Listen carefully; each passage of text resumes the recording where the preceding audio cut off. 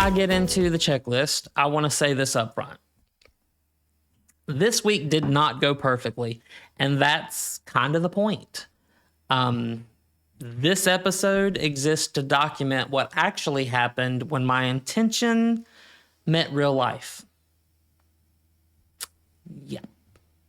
So this is 1 year, no excuses. And for the next year, I'm committing to a small set of daily and weekly practices around faith, focus, and creation. And I'm talking about them out loud, whether I keep them or not. This is not about optimization or self-improvement hacks. No. It's about attention, discipline, that little word that none of us like, and telling the truth about how hard it is to live intentionally. My hope is that most weeks will be clean, but of course I realize most weeks won't be completely clean. The only rule is that I make no excuses. I'm just completely honest about what happened from week to week. So the checklist, let's get to the checklist and see where I landed after my first week. So I mentioned this podcast is an accountability exercise in faith, focus, and creation. So for faith, my daily Bible reading, yes, I successfully read my Bible every day this past week. Prayed intentionally for one friend or family member, no. For focus, the carnivore diet, partial, well, mostly. I'll say mostly. And no social day, not yet, because I'm not beginning my no social day until January 11th. Sundays will be my no social day. Reading one book per month, partial. For creation, learning a new skill, AI prompt engineering and vibe coding, yes, I did study that skill. Podcast recorded and maintained, yes. That's the record for week 1. So you heard, I think, 1 no and 2 partials. I can live with that. I think the theme that stood out to me this week is learning not to beat myself up when I don't complete a checklist perfectly. That sounds simple, but it's actually harder than it looks. So one thing this week showed me very quickly is how automatic my inner critic can be. The moment I saw the no, or even a partial, my instinct wasn't curiosity, it was judgment. And I suppose that could be dangerous, not because standards are necessarily bad, but because self-punishment doesn't build discipline. It builds, avoidance maybe.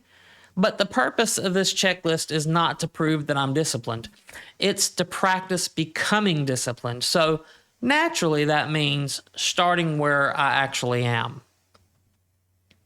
I view this checklist as a mirror, not a weapon.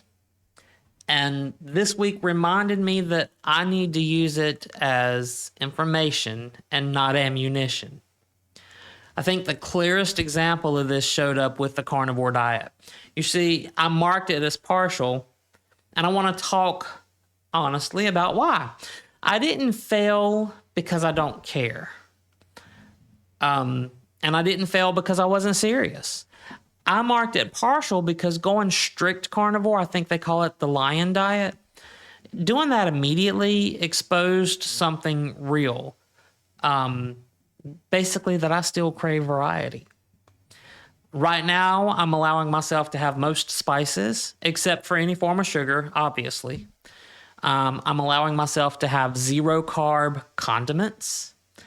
I'm allowing myself to have dill pickle, especially the little mini dill midgets or whatever they call them. They're so perfectly crunchy and good. And then I'm also having cucumbers and vinegar with a little bit of pepper because that's my favorite snack. And that might sound like a loophole, but here's the difference between a loophole and a step forward. I'm not pretending it's strict. I'm naming it honestly. I could have labeled this week a failure. Instead, I'm labeling it as a starting point. Discipline does not mean going cold turkey on day one. It means moving intentionally in the right direction without lying to yourself about where you are. And here's the important part. I'm not using this as an excuse to stall. I'm using it more or less as a roadmap. Over time, the goal is stricter adherence. Maybe. But if I find that my health continues to improve doing just what I'm doing, I may stick to it and simply refer to it as a carnivore-like keto diet. But the rule is always honesty first. And yes, cold turkey is a pun that I'm choosing to own.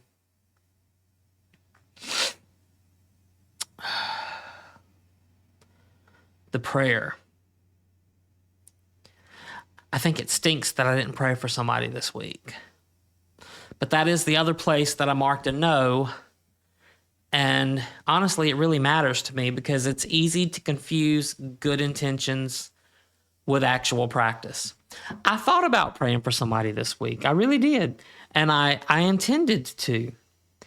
But intention didn't become action, and that gap is exactly why this podcast exists. I'm not discouraged by that no. I'm paying attention to it.